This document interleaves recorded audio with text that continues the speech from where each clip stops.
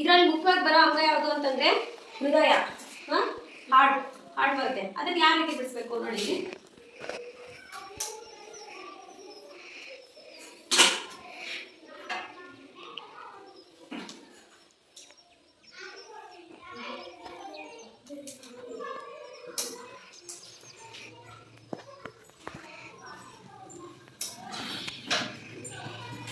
ನಮ್ಮ ಹೃದಯದಲ್ಲಿ ಒಟ್ಟು 4 ಕವಾಟಗಳು ಬರ್ತವೆ.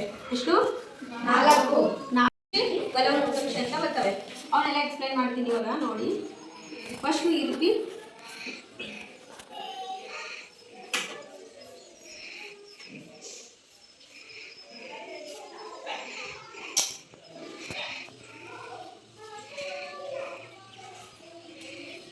ಪರಿಚಲನಾ ವ್ಯೂಹ, ರಕ್ತ ಪರಿಚಲನಾ ವ್ಯೂಹ ಇದು. ಇದರಲ್ಲಿ ಬರೋದು ಮುಖ್ಯ ಭಾಗ ಯಾವುದು? ಹೃದಯ, ಹಾರ್ಟ್. ಇದರಲ್ಲಿ ಎಷ್ಟು ಭಾಗಗಳು ಯಾವ ರೀತಿ ಕೆಲಸ ಮಾಡ್ತವೆ ಅದನ್ನ ಅರ್ಥ ಮಾಡ್ಕೊಳ್ಳಿ ಫಸ್ಟ್.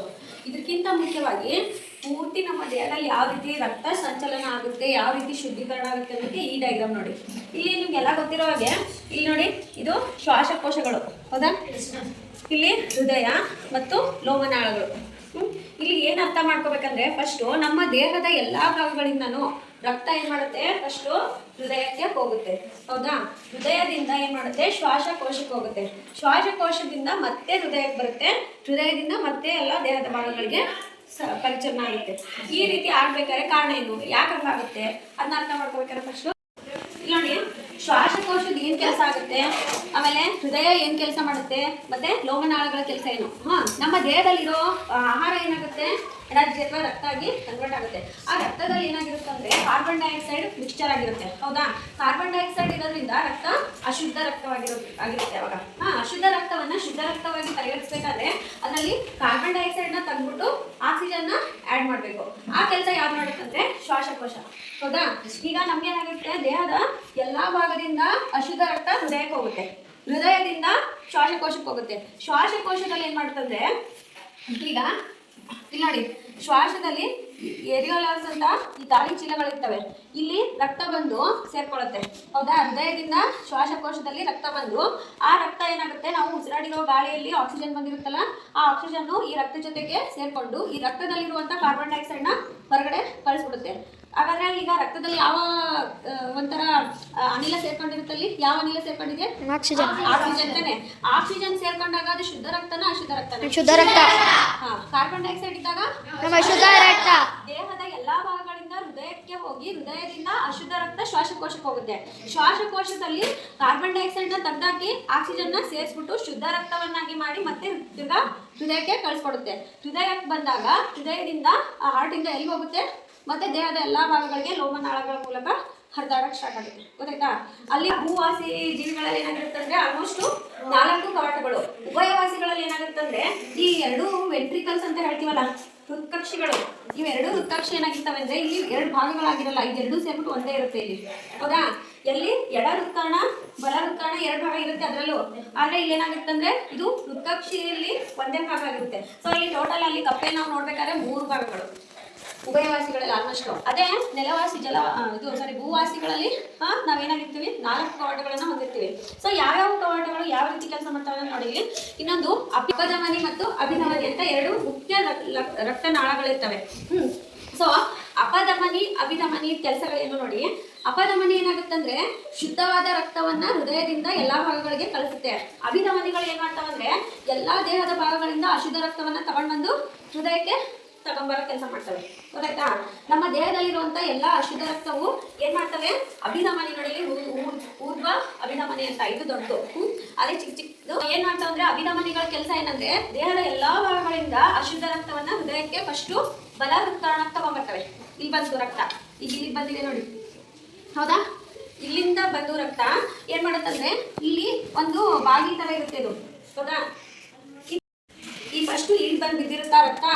ಈ ರಕ್ತ ಏನಾಗುತ್ತಂದ್ರೆ ಈ ಡೋರ್ ಕ್ಲೋಸ್ ಇರುತ್ತಲ್ಲ, ಅಲ್ಲಿ ಗಂಟ ಈ ಕೆಳಗೆ ಹೋಗಲ್ಲ ಅದು, ಹೌದಾ? ಸೊ ಈ ಡೋರ್ ಓಪನ್ ಆದ ತಕ್ಷಣ ಏನ್ ಮಾಡ್ತಾರೆ ಅಂದ್ರೆ ಇಲ್ಲಿ ರಕ್ತ ಇಲ್ಲಿಗೆ ಬರುತ್ತೆ. ಇಲ್ಲಿಗೆ ಬಂದ ನೆಕ್ಸ್ಟ್ ಏನ್ ಮಾಡುತ್ತಂದ್ರೆ ಇಲ್ಲಿಂದ ತಿರ್ಗಾ ವೇನ್ಸ್ ಇದು ನರಗಳ ಮೂಲಕ ಏನ್ ಮಾಡುತ್ತಂದ್ರೆ ಶ್ವಾಸಕೋಶಕ್ಕೆ ಹೋಗುತ್ತೆ. ಶ್ವಾಸಕೋಶದಿಂದ ಮತ್ತೆಲ್ಲ ಶುದ್ಧವಾಗಿ ಬಂದು ತಿರ್ಗಿ ಎಲ್ಲಿಗೆ ಬರುತ್ತಂದ್ರೆ ಮತ್ತೆ ಪಲ್ಮರಿ ಅಪಧಮನಿಗಳಿಂದ ಮೂಲಕ ಹೃದಯದ ಎಡ ಹೃತ್ಕರ್ಣಕ್ಕೆ ಬರುತ್ತೆ. ಎಲ್ಲಿಗೆ ಬರುತ್ತೆ? ಎಡ ಹೃತ್ಕರ್ಣಕ್ಕೆ ಬರುತ್ತೆ. ಇಲ್ಲಿಗೆ ಸ್ಟಾಪ್ ಆಗಿರುತ್ತೆ. ಆಮೇಲೆ ಮತ್ತೆ ನೆಕ್ಸ್ಟ್ ಇಲ್ಲಿ ಡೋರ್ ಇದೆ, ಇಲ್ಲಿನೂ ಈ ಡೋರ್ ಓಪನ್ ಆಗೋ ಗಂಟ ರಕ್ತ ಇಲ್ಲೇ ಇರುತ್ತೆ, ಶುದ್ಧ ರಕ್ತ. ಆಮೇಲೆ ಓಪನ್ ಆದ ತಕ್ಷಣ ಮತ್ತೆ ಇಲ್ಲಿಗೆ ಬರುತ್ತೆ ಕೆಳಗಡೆ, ಅಲ್ಲಿ ಎಡ ಹೃತ್ಕಕ್ಷಿಗೆ.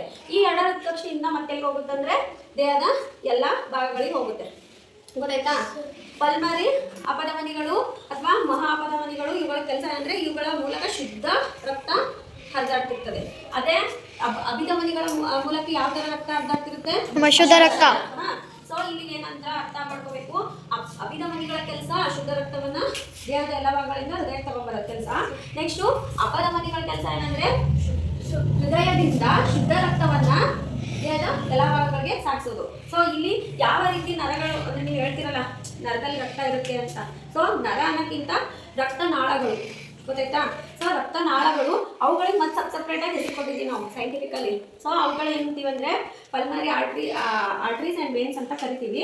ಅವುಗಳನ್ನ ಕನ್ನಡದಲ್ಲಿ ಅಪಧಮನಿ ಅಂತಂದರೆ ಏನು, ಅಭಿಧಮನಿ ಅಂದರೆ ಏನು ಅನ್ನೋದು ಗೊತ್ತಿರಬೇಕು ನಿಮಗೆ ಅಷ್ಟೇ, ಆಯಿತಾ? ಆಮೇಲೆ ಹೃದಯದ ಯಾವ ಭಾಗದಲ್ಲಿ ಅಶುದ್ಧ ರಕ್ತ ಇರುತ್ತೆ, ಯಾವ ಭಾಗದಲ್ಲಿ ಶುದ್ಧ ರಕ್ತ ಇರುತ್ತೆ ಅನ್ನೋದು ನೋಡಿದ್ರೆ ಇಲ್ಲಿ ಯಾವ ಭಾಗದಲ್ಲಿ ಅಶುದ್ಧ ರಕ್ತ ಬರುತ್ತೆ ಹೇಳಿ? ಬಲಭಾಗದಲ್ಲಿ. ಯಾಕಂದ್ರೆ ಅಭಿಧಮನಿಗಳು ತಾನೆ ಅಶುದ್ಧ ರಕ್ತವನ್ನು ತಗೊಂಡ್ಬರೋದು. ಸೊ ಎಲ್ಲಿದೆ ಪಾರ್ಟ್ ನೋಡಿ, ಅಭಿಧಮನಿ ಎಲ್ಲಾ ದೇಹದ ಭಾಗಗಳಿಂದ ಬಲ ಹೃತ್ಕರ್ಣ ಫಸ್ಟ್ ಬರುತ್ತೆ ಅಶುದ್ಧ ರಕ್ತ, ಅಲ್ಲಿಂದ ನೆಕ್ಸ್ಟ್ ಇಲ್ಲಿ ಬರುತ್ತೆ, ಇಲ್ಲಿಂದ ನೆಕ್ಸ್ಟ್ ಶ್ವಾಸಕೋಶದಿಂದ ಮತ್ತೆ ಹಿಂಗ್ ಬರುತ್ತೆ, ಹಿಂಗ್ ಬಂದು ಇಲ್ಲಿಂದ ಇಲ್ಲಿಗೆ ಬರುತ್ತೆ ಎಡ ಹೃತ್ಕರ್ಣದಿಂದ ಎಡ ಹೃತ್ಕಕ್ಷಿಗೆ ಬರುತ್ತೆ, ಅಲ್ಲಿಂದ ಮತ್ತೆ ದೇಹದ ಎಲ್ಲ ಭಾಗಗಳಿಗೆ ಸಾಗಿಸುತ್ತೆ. ದೇಹದ ಎಲ್ಲ ಭಾಗಗಳಿಗೆ ಸಾಗಿಸೋದು ಮಹಾಪಧಮನಿ. ಗೊತ್ತಾಯ್ತಾ? ನೆಕ್ಸ್ಟ್ ಈ ರೀತಿ ನಮ್ಮ ಹೃದಯ ಕೆಲಸ ಮಾಡ್ತಾ ಇರುತ್ತೆ. ಸೊ ಇಲ್ಲಿ ಯಾಕೆ ಇದು ಫಸ್ಟ್ ಇಲ್ಲಿ ಬಂದು ಬಾಗಿ ತೆಗೆಯೋಗಂಟ ಇಲ್ಲೇ ಯಾಕೆ ನಿಂತ್ಕೋತದೆ? ಎರಡು ಮಿಕ್ಸ್ ಆಗಬಾರ್ದು, ಅದಕ್ಕೆ ಕಾರಣ ಬಲ ಮತ್ತೆ ಎಡ ಅಂತ ಇದೆ, ಎರಡು ಭಾಗಗಳಿದ್ದಾವೆ. ಸೊ ಅಶುದ್ಧ ಮತ್ತೆ ಶುದ್ಧ ರಕ್ತ ಮಿಕ್ಸ್ ಆಗಬಾರ್ದು. ಆಮೇಲೆ ಇನ್ನೊಂದು ಏನಂದ್ರೆ ಫಸ್ಟ್ ಒಂದು ಟ್ರಿಪ್ ಆಫ್ ಬ್ಲಡ್ ಇಲ್ಲಿ ಬಂದಿರುತ್ತೆ, ಒಂದು ಟ್ರಿಪ್ ಇಲ್ಲಿ ಇರುತ್ತೆ ಆಲ್ರೆಡಿ, ಇಲ್ಲಿ ಇದ್ದಾಗ ಇದನ್ನು ಕಳಿಸ್ಬಿಟ್ರೆ ಇದು ಸಾಕ್ಸೋದು ಕಷ್ಟ ಆಗುತ್ತೆ, ಪ್ರೆಷರ್ ಆಗಲ್ಲ ಅಲ್ಲಿ. ಸೊ ಪ್ರೆಷರ್ ಕ್ರಿಯೇಟ್ ಮಾಡಬೇಕು, ಆಮೇಲೆ ಏನಾಗುತ್ತೆ ಇದು ಬ್ಲಡ್ ಶ್ವಾಸಕೋಶಕ್ಕೆ ಹೋಗೋಕೆ ಸಾಧ್ಯ. ಹೌದಾ? ಇಲ್ಲಿರೋ ರಕ್ತ ಮುಂದಕ್ಕೆ ಹೋಗದೆ ಇಲ್ಲಿ ರಕ್ತ ಕೆಳಗಡೆ ಬಿಡೋಕ್ಕಾಗಲ್ಲ. ಸೊ ಇಲ್ಲಿರೋ ಬಲ ಹೃತ್ಕಕ್ಷಿಯಲ್ಲಿರೋ ಬ್ಲಡ್ ಇದ್ರ ಮೂಲಕ ಶ್ವಾಸಕೋಶಕ್ಕೆ ಹೋಗಿದೆ ಅಂತ ಇದು ಗೊತ್ತಾದ್ಮೇಲೆ ಬಾಗಿಲು ಓಪನ್ ಆಗೋದು. ಗೊತ್ತಾಯ್ತಾ? ಇದು ಹೋದ್ಮೇಲೆ ಈ ಕಡೆ ಇರೋ ಮತ್ತೊಂದು ಟ್ರಿಪ್ ಬ್ಲಡ್ ಕೆಳಗೆ ಬಿಡುತ್ತೆ. ಗೊತ್ತಾಯ್ತಾ? ನೆಕ್ಸ್ಟ್ ಇದು ಹೋಯ್ತಾ ಕೂಡ ಎಡ ಹೃತ್ಕರ್ಣದಲ್ಲೂ ಕೂಡ ಶ್ವಾಸಕೋಶದಿಂದ ಒಂದು ಟ್ರಿಪ್ ಬ್ಲಡ್ ಬರುತ್ತೆ, ಅದು ಬಂದು ಮೇಲೆಗಡೆ ಹೃತ್ಕರ್ಣದಲ್ಲಿ ಇರುತ್ತೆ. ಇಲ್ಲಿ ಎಡ ಹೃತ್ಕಕ್ಷಿಯಲ್ಲಿರೋ ಬ್ಲಡ್ ಮಹಾ ಅಪಧಮನಿ ಮೂಲಕ ತಗೊಂಡು ಹೋಗಿದೆ ಅಂತ ಗೊತ್ತಾದ್ಮೇಲೆ ಅಲ್ಲಿ ಶುದ್ಧ ರಕ್ತ ಮತ್ತೆ ಒಂದು ಟ್ರಿಪ್ ಕೆಳಗಡೆ ಬರೋದು. ಗೊತ್ತಾಯ್ತಾ? ಸೊ ಯಾಕೆ ಅಂದ್ರೆ ಪ್ರೆಷರ್ ಇದ್ರೆ ಮಾತ್ರ ಅದು ಪುಷ್ ಆಗುತ್ತೆ, ಪ್ರೆಷರ್ ಇಲ್ಲ ಅಂದ್ರೆ ಹೋಗಲ್ಲ. ಸೊ ಆ ಪ್ರೆಷರ್ ಕ್ರಿಯೇಟ್ ಆಗಬೇಕು, ಮತ್ತೆ ಆ ಒಂದು ಪ್ರೊಸೆಸ್ ಕರೆಕ್ಟಾಗಿ ಕನ್ಸಿಸ್ಟೆನ್ಸಿಯಿಂದ ನಡಿಬೇಕು ಅಂದರೆ ಈ ರೀತಿ ಇಲ್ಲಿ ಎರಡು ಬಾಗಿಲುಗಳ ಥರ ಕೆಲಸ ಮಾಡ್ತಾರೆ. ಟ್ರೈಕಸ್ಪಿಡ್ ವ್ಯಾಲ್ವ್ಸ್ ಅಂಡ್ ಬೈಕಸ್ಪಿಡ್ ವ್ಯಾಲ್ವ್ಸ್ ಅಂತ ಹೇಳ್ತಾರೆ.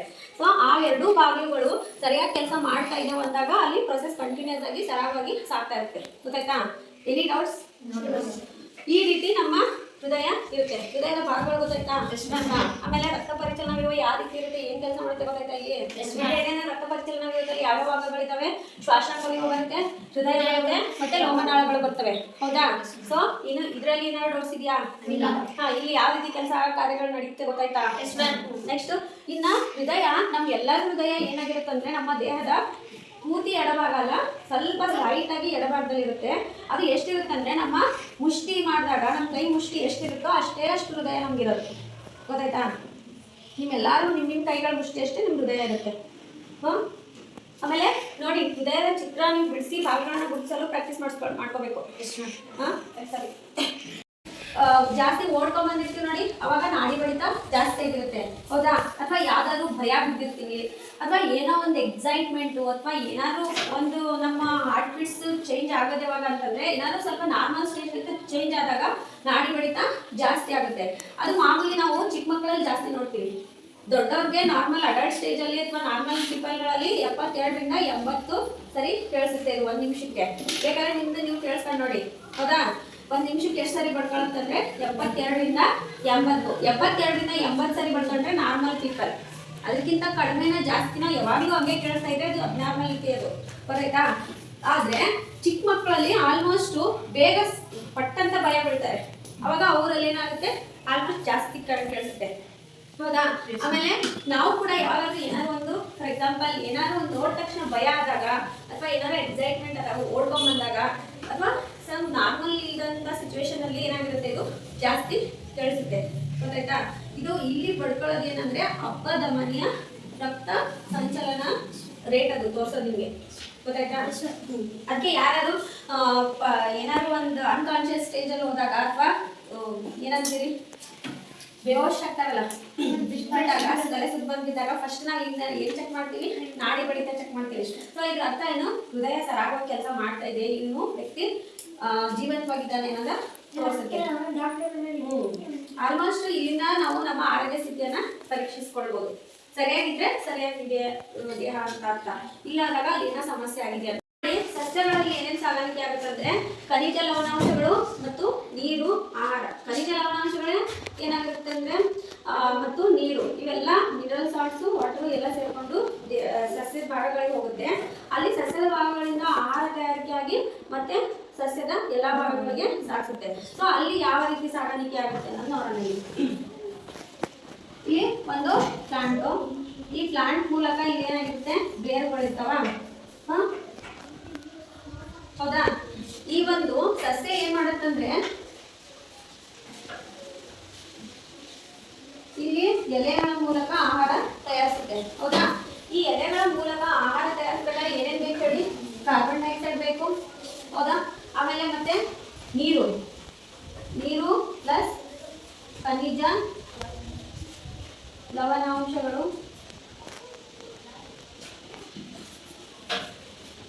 ನೋಡಿ, ಖನಿಜ ಲವಣಾಂಶಗಳು ಎಲ್ಲಿರ್ತವೆ? ಮಣ್ಣಿನಲ್ಲಿರ್ತವೆ.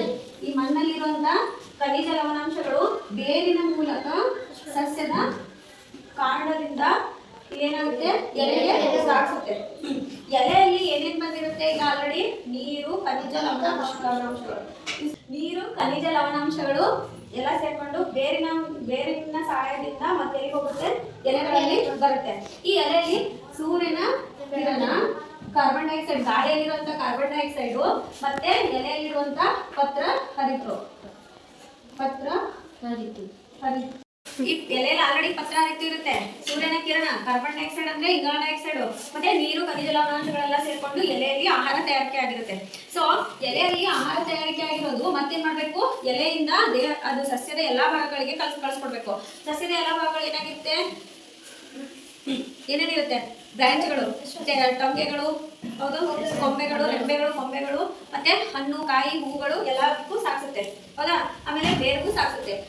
ಇದೆಲ್ಲ ಸಾಗಾಣಿಕೆ ನಡಿಬೇಕಾದ್ರೆ ಅಲ್ಲಿ ವಾಹಕ ಅಂಗಾಂಶಗಳು ಅಂತ ಹೇಳ್ತೀವಿ. ವಾಹಕ ಅಂಗಾಂಶಗಳು ಸಸ್ಯದಲ್ಲಿ ವಾಹಕ ಅಂಗಾಂಶಗಳು ಅಂತ ಎರಡು ರೀತಿಯವೆ. ಒಂದು ಝೈಲಮ್ ಅಂತ ಹೇಳ್ತೀವಿ, ಇನ್ನೊಂದು ಫ್ಲೋಯಮ್ ಅಂತ ಹೇಳ್ತೀವಿ. ಈ ಝೈಲಮು ಫ್ಲೋಯಮ್ ಅನ್ನೋದು ಏನಂತ ಅಂದ್ರೆ ವಾಹಕ ಅಂಗಾಂಶಗಳು ಅಥವಾ ವ್ಯಾಸ್ಕ್ಯುಲರ್ ಬಂಡಲ್ಸ್ ಅಂತ ಹೇಳ್ತೀವಿ. ಈಗ ಈ ಝೈಲಮ್ ಅನ್ನೋದು ಏನ್ ಮಾಡುತ್ತಂದ್ರೆ ಈ ಸಸ್ಯದಲ್ಲಿ ನೀರಿನ ಅಂಶನ ಸಾಗಾಣಿಕೆ ಮಾಡುತ್ತೆ. ಫ್ಲೋಯಮ್ ಅನ್ನೋದು ಏನ್ ಮಾಡುತ್ತಂದ್ರೆ ಆಹಾರವನ್ನ ಸಾಗಿಸುತ್ತೆ. ಸೊ ಬೇರಿನಿಂದ ಎಲೆಯ ಭಾಗಕ್ಕೆ ನೀರನ್ನ ತಗೊಂಡ್ಬರ್ಬೇಕಾದ್ರೆ ಯಾವ ಅಂಗಾಂಶ ಹೆಲ್ಪ್ ಮಾಡುತ್ತೋ? ಝೈಲಮ್. ಈಗ ಎಲೆಯಿಂದ ಆಹಾರವನ್ನ ಸಸ್ಯದ ಎಲ್ಲಾ ಭಾಗಗಳಿಗೆ ಬಳಸ್ಕೊಡುವಂತ ಕೆಲಸ ಯಾವುದು? ಫ್ಲೋಯಮ್ ಅನ್ನೋದು ಮಾಡುತ್ತೆ. ಈ ರೀತಿ ಇವೆರಡು ಅಂಗಾಂಶಗಳು, ಇವೆರಡು ನಾಳಗಳಿಂದ ಮೂಲಕ ಇಲ್ಲಿ ಸಸ್ಯಗಳ ಸಾಗಾಣಿಕೆ ನಡೆಯುತ್ತೆ. ಇವುಗಳನ್ನ ಟೋಟಲಿ ನಾವು ಏನಂತ ಕರಿತೀವಿ? ವಾಹಕ ಅಂಗಾಂಶಗಳು. ಏನು ವಾಹಕ ಅಂಗಾಂಶ ಅಂತ ಯಾಕೆ ಬಂತು ಅಂದ್ರೆ ವಾಹಕಗಳಲ್ಲಿ ವಾಹನ ಅಂದ್ರೆ ಸಾರಿಗೆ. ಸಾಗಿಸಿದ್ರೆ ಝೈಲಮ್ ಮೂಲಕ, ಆಹಾರನ ಸಾಗಿಸಿದ್ರೆ ಫ್ಲೋಯಮ್ ಮೂಲಕ. ಗೊತ್ತಾಯ್ತಾ? ಈ ರೀತಿ ಸಸ್ಯಗಳಲ್ಲಿ ಯಾವ ರೀತಿ ಯಾವ ಅಂಗಾಂಶಗಳ ಮೂಲಕ ಸಾಗಾಣಿಕೆ ಆಗುತ್ತೆ ಅಂತ ಗೊತ್ತಾಯ್ತಾ?